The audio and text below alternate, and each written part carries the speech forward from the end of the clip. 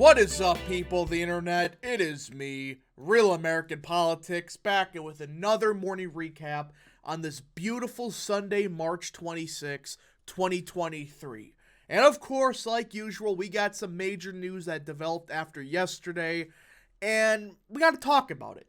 Now, before we continue with today's video, once again, go follow Real American Politics on Twitter, and of course, a big shout out to the Kelvin Coolidge Project on Twitter. You'll see the links to both of them in the top right corner. Go follow both of them. Real American Politics is getting just flat out shadow banned. We have proof of it.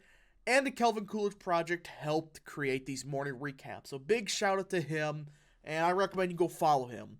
Now, before we continue with today's video, I hope you enjoy these type of videos. If you do, smash the like button down below, subscribe, share with your friends, hit that little bell. Once again, follow the Twitter accounts in the description down below or in the top right. And of course, join the channel today. Guys, just for $3 a month, you could join Real American Politics, which is a phenomenal deal as it helps support the daily content we all know and love.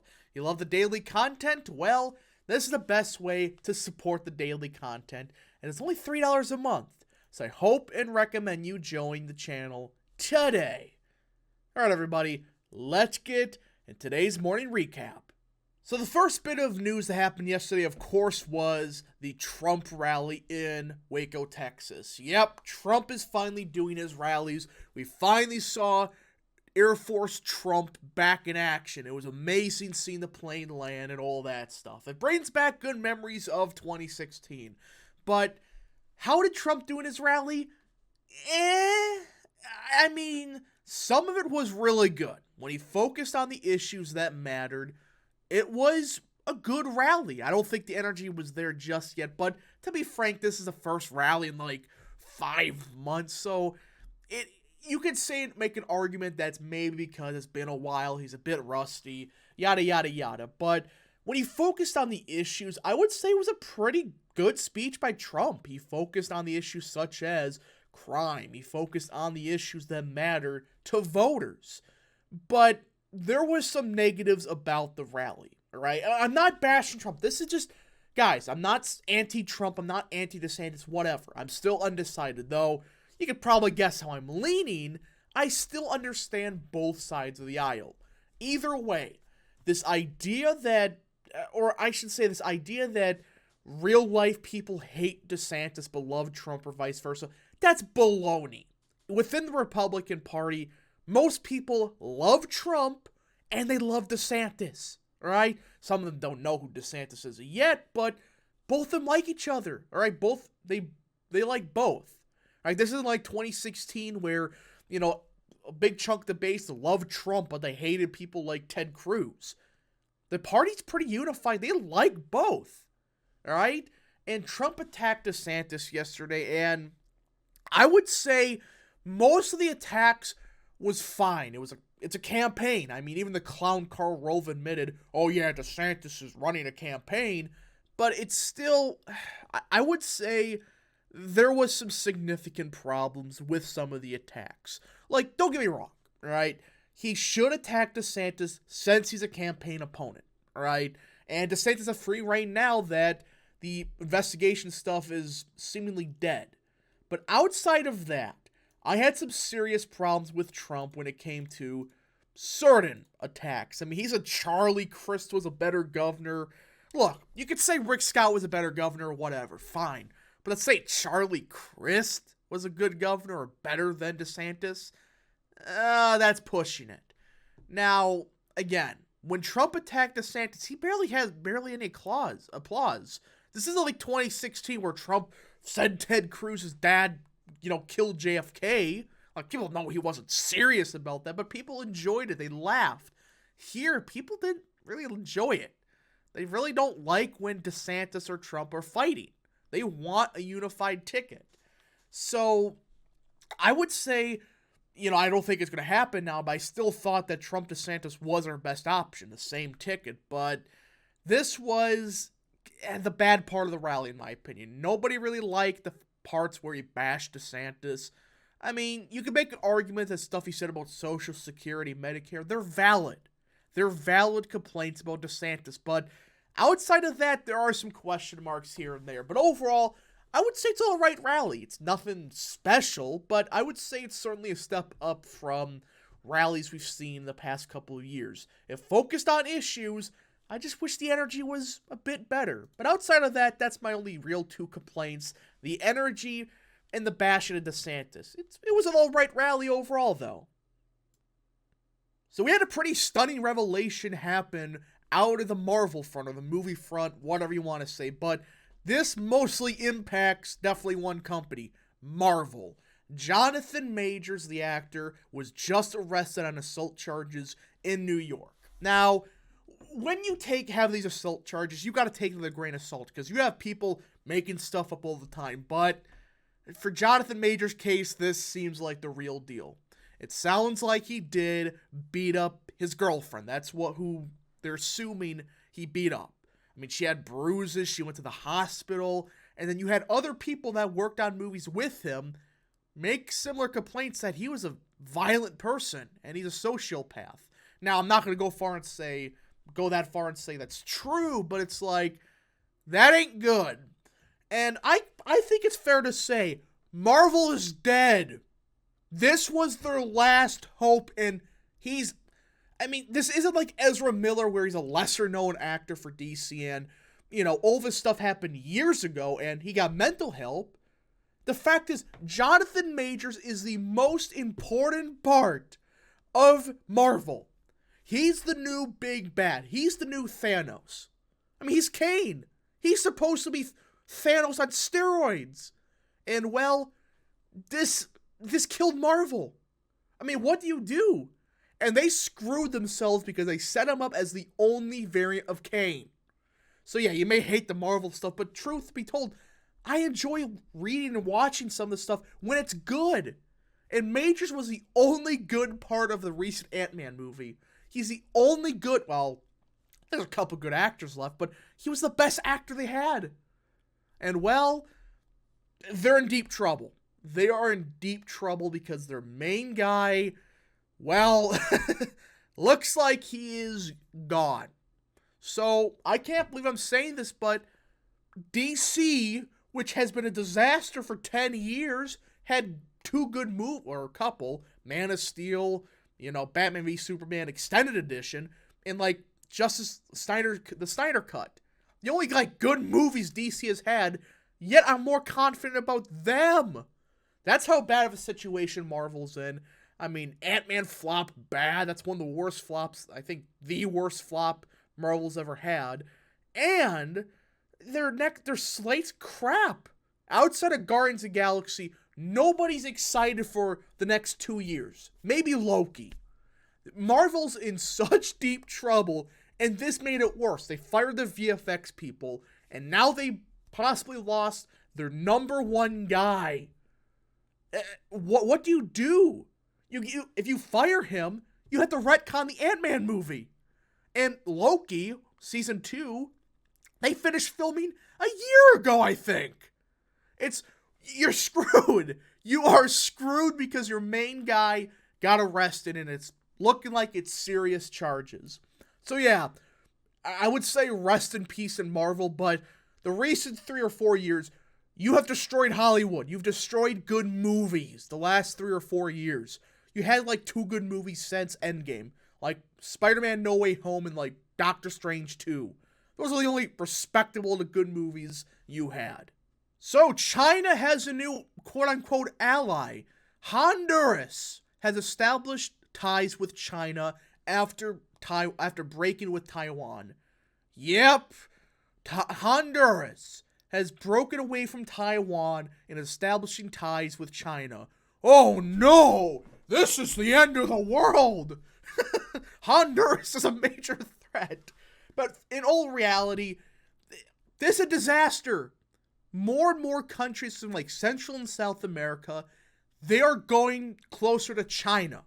They are. Economically, it makes the most sense. China, at some point, though, that economy is going to implode. They're an economic powerhouse, and they're willing to invest billions in these countries. It's getting scary that more and more countries are starting to align themselves more with China than with America, with the rest of the West, which I could kind of understand it with some of the crap that America's been doing the past couple of years. But this is a bad sign that countries like Honduras, they were kind of pro-Taiwan, now they're breaking with China. Ugh. This is not going to end well if you have more and more countries just breaking for China. So President Vladimir Putin from Russia has stated that they will station tactical nukes in Belarus. You know, before this Ukrainian war started, I thought, okay, this is just going to be like a 2-month occurrence, all right? It's going to last like 2 months. Well, it's been a year, and I'm starting to get a bit worried. Now they're talking about moving nukes closer to the West. You know, I'm not saying either side. I don't care what happens in Ukraine, honestly. Ukraine and Russia, they're having a dispute. It's none of our freaking business. But the fact that America is pushing this closer and closer to World War III is nonsensical. Again, Russia doesn't have to be the good guys for the West being incompetent. We are basically making them station nukes right next to Poland. This is a disaster waiting to happen. And we have losers like Biden, who are wanting World War III, I guess. I don't know how to describe it. They don't want peace. All right? Countries should be promoting a peace deal with Russia and Ukraine. All right? I mean, there were even talks a couple months ago, but I guess the West told Ukraine not to, or the Ukraine said F you. It's like, guys, we are getting closer to World War III, and we're pushing Russia closer to China. Again, Russia doesn't have to be the good guys for the West to be incompetent and forcing them to be allies with China. Again, Russia could be a good asset or ally against China. They don't have to be a good guy, but would you rather have Russia aligned with the West? All right, and not, do some coup or anything like that, but try to be friendly to Russia instead of them being friendly more to China. That is a disaster. And of course, the West is going to just say, oh, you are a pro-Putin simp. I don't care what happens in Ukraine. I really don't. But this is getting scarier by the day. And they're putting nukes around the border with Poland. So we have great news out of the college basketball front. The historic Cinderella story of Florida Atlantic has continued. They will march to the Final Four. So will UConn. These are two teams that I don't think many people had reaching the Final or the Elite Eight, let alone the Final Four.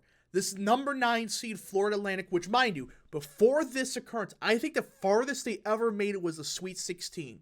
Now they're at the cusp of the Final Four. And UConn, which they won a title like, I believe, 10 years ago. No one was expecting to make it this far. I mean, this has been one of the most bizarre March Madnesses ever. You had a 15 seed make it to the Sweet 16. A 16 seed beat the number 1 seed. There's no number 1 seeds left. There's like one number 2 seed left. You have number 9s and 4s everywhere. Nobody's brackets left. It was busted before like the round of 32.